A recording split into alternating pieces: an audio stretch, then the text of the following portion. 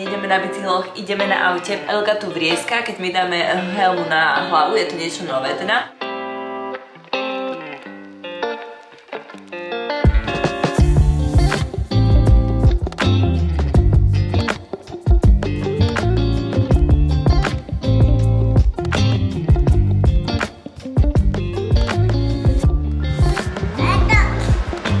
Čo sa durdí, Žany?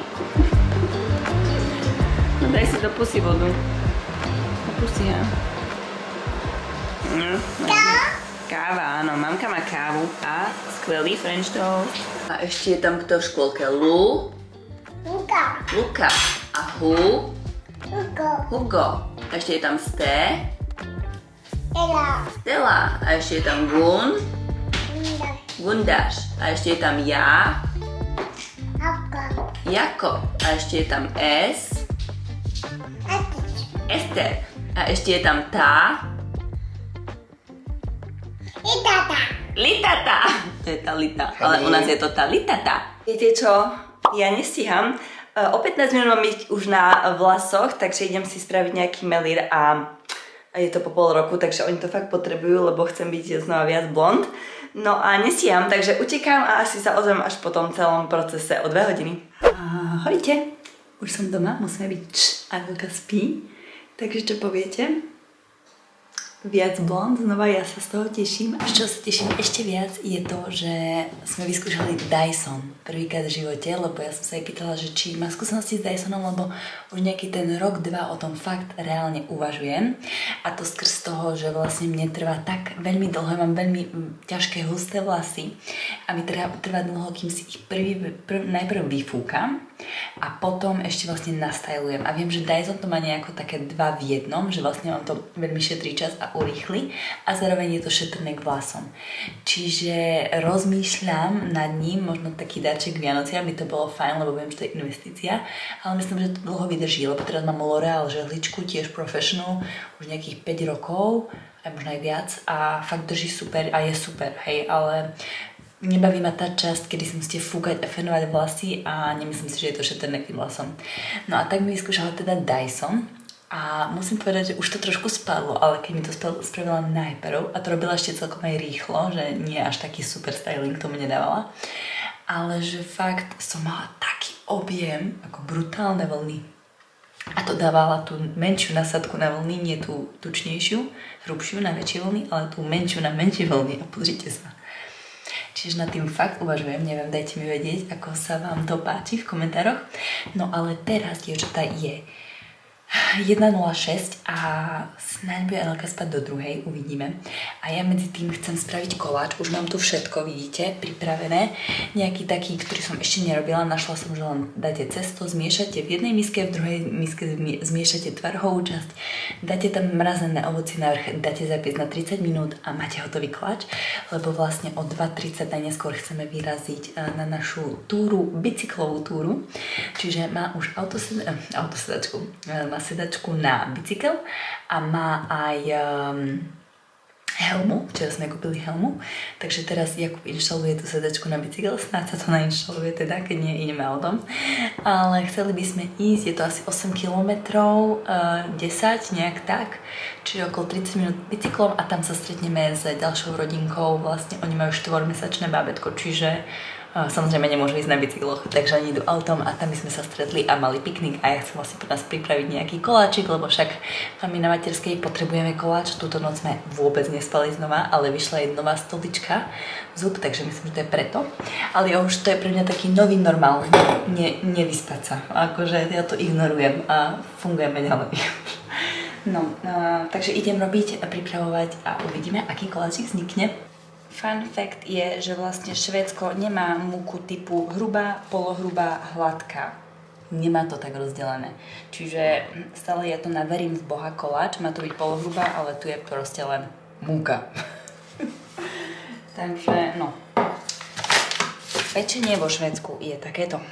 Samozrejme, že v recepte je kryštálový cukor, ale my si to chceme spraviť trošku zdravšie, čiže kokosový cukor používame do varenia. Je drahší, ale stojí to za to, má nízky glykemický index, nie ako kryštálový cukor, že vám to vystrelí tú hladinu cukru na vesmír. Takže odporúčam kokosový. 1 hrnček mlieka. Tak. Pol hrnčeka oleja, nepíše akého, čiže ja dávam repkový olej, samozrejme. Pane Bože, koľko oleja, ľudia. No, budiš. Nechcem robiť fitness koláč, pretože potom ho nebudú určite chlapi jesť. Chápete? Takže pol hrnčeka oleja.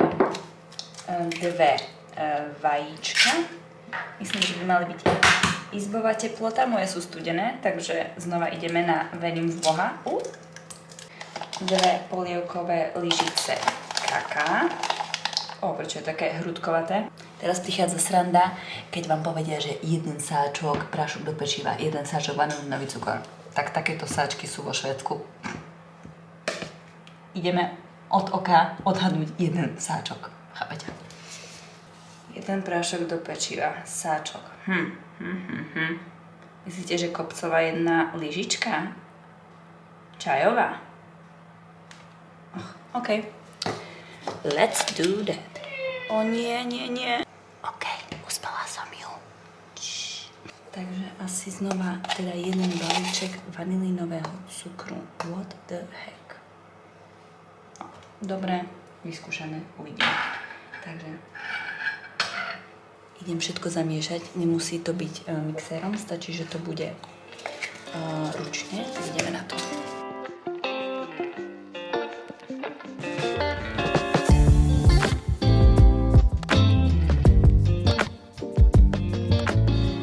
Mám na to asi 7 minút to dať do rúry, čiže musíme zrýchliť rýchlosť miešania, lebo ešte ideme robiť tvarohovú plnku.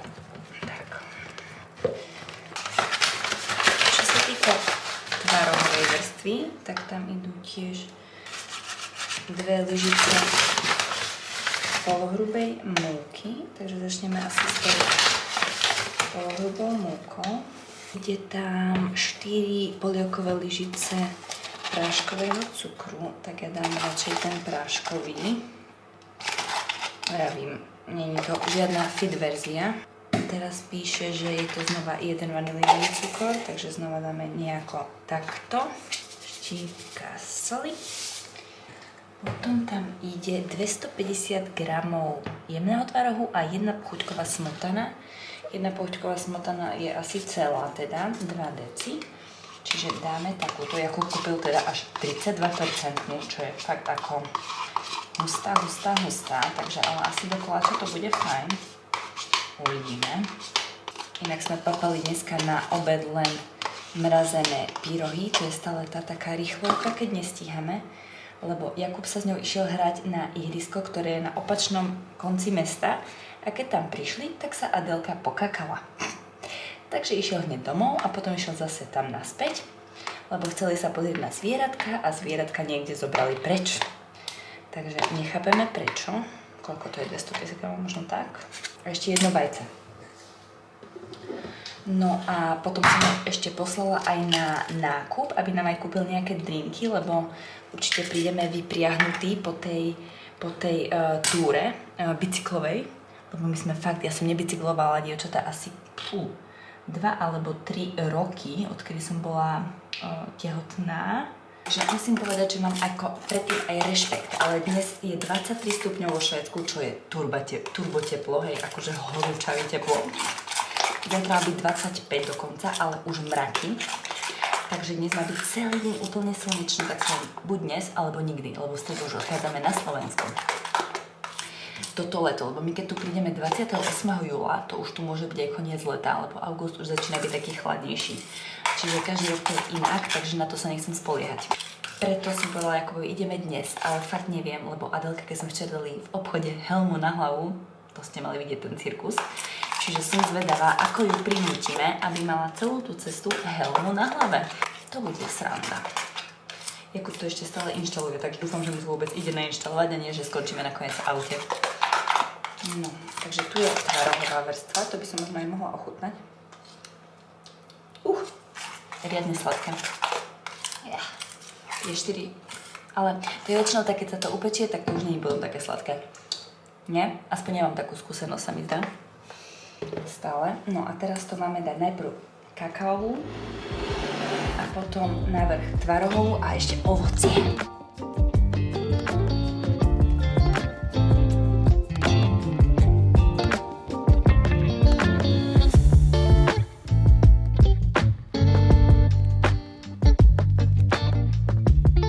Mám obrovský papier na pečenie, ale nechcelo sa mi ho nejako strihať. Takže ideme takto. Dobre, bála som sa, že bude asi aj malá forma na pečenie, ale myslím si, že je to akurát. Dobre, takže toto tu všetko vymastíme. No a teraz z tohto máte robiť nejaké kruhy vedľa seba, lenže ja si myslím ozaj, že ja mám na to malý plech a veľa hmoty. Takže neviem, aké kruhy. Ja už to proste len nevylejem. Dobre, najprv vyskúšame tie kruhy teda.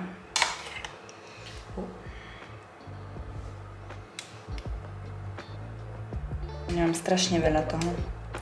Takže kruhy asi nebudú a ja to jednoducho proste dám na to celé a budíš. Teraz vidím, že ona mala fakt väčšiu formu, lebo mala také kruhy po celom koláči. Dávam tento koláčik aj do popisku, ak by ste chceli. Ideme s vidličkou spraviť asi také čári-mári.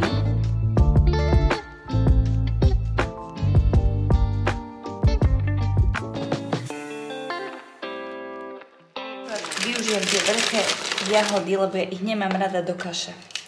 To je príliš too much veľké. Takže ich aspoň využijeme do tohto koláčika. Tak.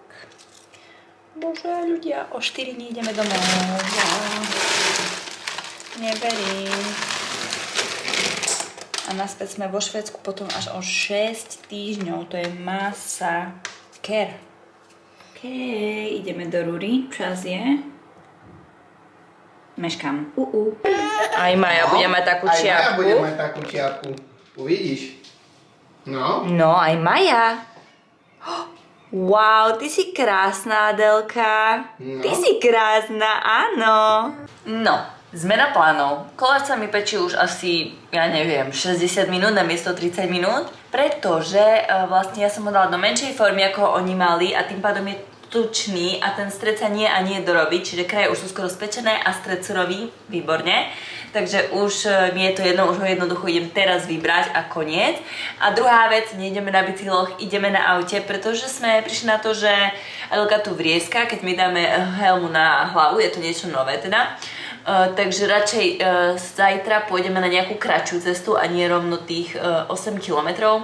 A dnes pôjdeme teda na aute a už by sme aj meškali dosť, ako sme boli s nimi dohodnutí, keďže ten koláč sa pečí nie 30 minút, ale 60. No, všetko nevyšlo ako stále, ale nevadí.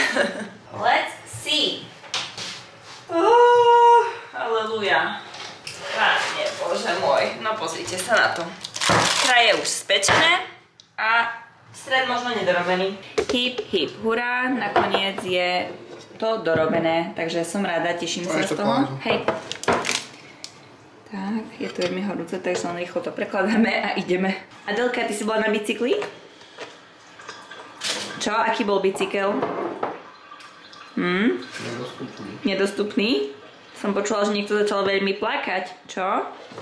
Jakub išiel s Adelkou vyskúšať bicykel a dopadlo to nie najlepšie. Takže naše rozhodnutie ísť autom nakoniec bolo fajn. Takže musíme ísť pomalých kúskov s ňou zajtra znova a postupne jej to ukazovať. Že vraj si už držala helmu, nie? Si vravel. Už sama si ju držala, chytila si ju do ruky. Dobre. Úspech, pokrok. To je rovnako ako s nočníkom, že najprv sa na to pozrieť nechcela a teraz už len by tam išla a sadla si stále. Takže no, bude to trvať asi troška. No ale ideme!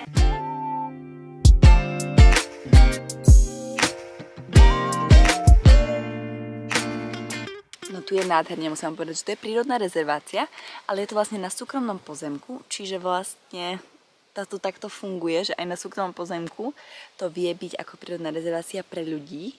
To je také posedenie, sú tu domčeky, v tomto domčeku sme vlastne tam boli. Je to ako, vyzerá to dno úplne, aj to tak cítiť, ako keď ste na Slovensku v Skanzene, viete. A je tu horúce, už som sa nahodila do krátkych legín. A teda, no, krásne je tu, dá sa tu aj grilovať. Tu, ale my dnes nemáme veci na grill. Čiže máme tu ten koláčik, ktorý je fakt inak dobrý, mi ho nakoniec ako pochválil. Sme v strede v lese a je tu krásne ticho. Počúvajte. Máme tu aj Caseynu s nami. No, ahojte, dnes je nový deň, je nedeľa. Včera sme sa už neozvali, lebo my sme prišli domov okolo 6:00 a potom manželke sme dali večeru a tak ďalej, takže už nebol čas. No a dnes je nový deň a vyrážame samozrejme ako stále pozrieť sa na nejaký nový domček. Takže teraz o 10:00 je prehliadka vypísaná, tak sme zvedaví, čo to bude za domček samozrejme. No a potom plán je taký, že ideme znova skúsiť Adelku posadiť na ten bicykel, na tú sedačku. Ja neviem, či som to včera, spomenula som to, keď Jakub sa vrátil, že ju vlastne skúsil len tak zo srandy dať pod blokom a bol veľký plač, takže musíme ísť na to asi pomaličky. Vravím, že dnes sa nám možno podarí spraviť jedno kolečko okolo bytovky a to bude tak maximálne všetko, lebo tá moja predstava, že ideme priamo niekde do centra s ňou, tak to asi bola veľmi naivná. Takže nevadí, ona sa na to určite zvykne, len asi to bude troška trvať. Takže ale už dnes máme pod mráčikom a uvidíme teda, čo vymyslíme. No, sme tady. No ja som bola cvičiť. Vlastne ozývam sa nám trošku neskôr boli sme na tom dome. A boli sme už doma samozrejme, Adelka spala. Obedovali sme, mali sme lososa, batáty, kukuricu. Takú tu, viete, na tom. Áno, a ideme si dať teraz máme snack, je 3 hodiny, ja som zatiaľ cvičila, Jakub tu s ňou bol a išiel teraz po auto, lebo vlastne nabíjame auto vedľa. No a vlastne ten dom, musím povedať, že to bol taký dom, že keď do neho vstúpite a cítite taký puch, viete, nechcem byť zlá, taký jak starecký puch, viete, taký, lebo oni tam ako obidvaja, čo žijú, majú už 80 rokov, že toho domu ako už si sa chcú zbaviť. Ale fakt ja som tam celý ten dom prechádzala, tak som išla s takým nosom, viete, taký proste, normálne ma až z toho záha palila. A keď sme išli von, tak som si povedala, čerstvý vzduch konečne. Takže to bolo veľké big no, tento dom. No a posledná šanca je ešte zajtra, teda posledný, predtým, než odídeme. A ja veľmi sa bojím, pretože ten dom tiež tam žil vlastne nejaký 80-ročný pán, ktorý bohužiaľ zomrel. Čiže vlastne ten raz je už ten dom prázdny. A ten dom je tiež starší, ale ja si viem, že ako na jednej strane je to dobre, pretože vlastne vy si ho môžete prerobiť podľa seba, ako chcete. Že si môžem vybrať kuchynskú linku, akú chcem ja.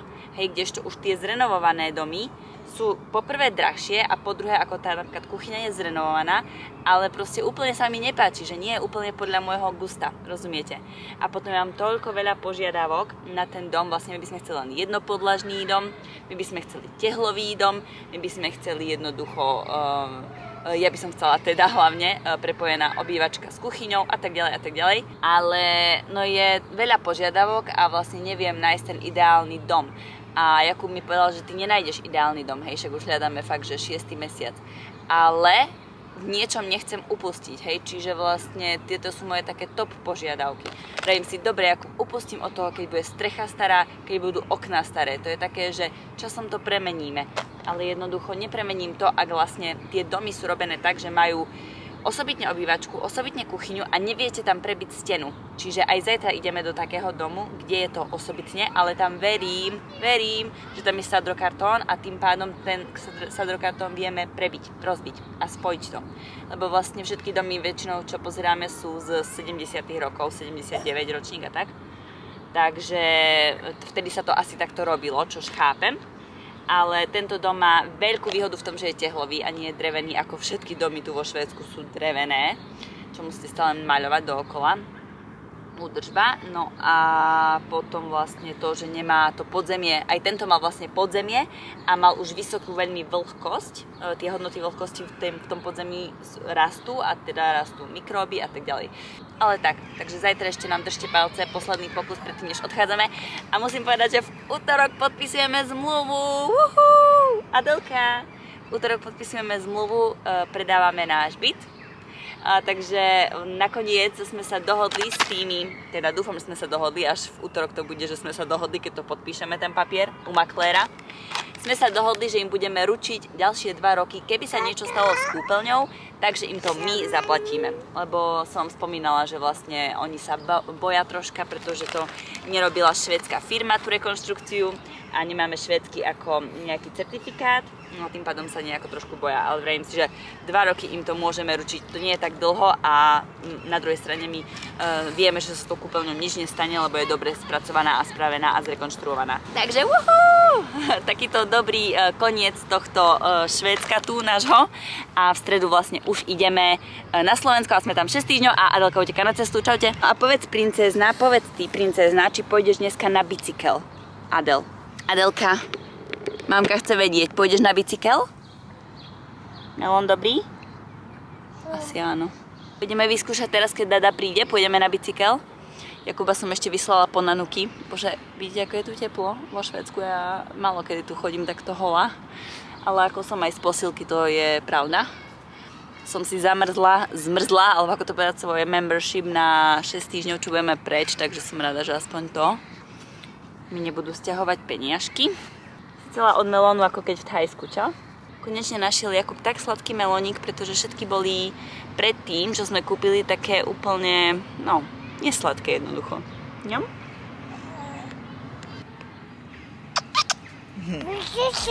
Bicykel, áno. Na ktorý ty nechceš ísť, láska. Ale o chvíľočku. No, tu máš. Adel. Kto spravil puk, puk, puk? Kto spravil puk, puk, puk? Čo? Adelka? Oj, bam. No poď sem ty, Smejo. Kde si? No ako Adelka beží?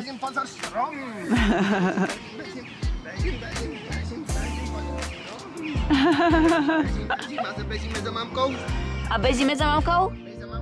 Za mamkou či strom? Za mamkou? Strom, ty ešte strom bežím. Adelka spraví cing. No, rob ešte cing.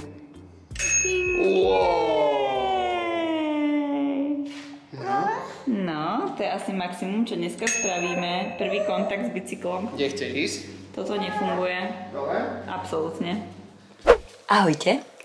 Ozývam sa vám zo Slovenska. Ja viem, že to je veľký skok a vôbec to nie je náväzné. Naposledy ste videli snímok, ako sme Adelku nevedeli nejako posadiť do stoličky na bicykli. Takže to sa nám fakt nepodarilo. Budeme pokračovať jednoducho, asi keď sa vrátime. Ale tu má svoje odrážadlo, takže na tom sedí v pohode aspoň. Chcela som povedať ešte to, než ukončím tento vlog, že zmluvu sme nepodpísali. My sme sa rozhodli jednoducho, to nebolo ani 24 hodín predtým, ako sme ju mali podpísať, že ju nepodpíšeme.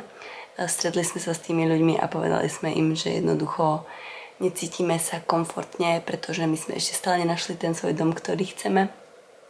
Ja som vám nakoniec zase nerozprávala ani o tom dome, čo sme tam išli. Potom vlastne pondelok to bolo a v útorok sme mali podpísať zmluvu. Tak sme zistili, že celý by sme ho museli renovovať a nemáme na to jednoducho ani čas, ani peniaze na tú renováciu. Takže musíme fakt nájsť dom aspoň trošku jednoducho jakž takž zrenovovaný, aby sa tam dalo vôbec bývať.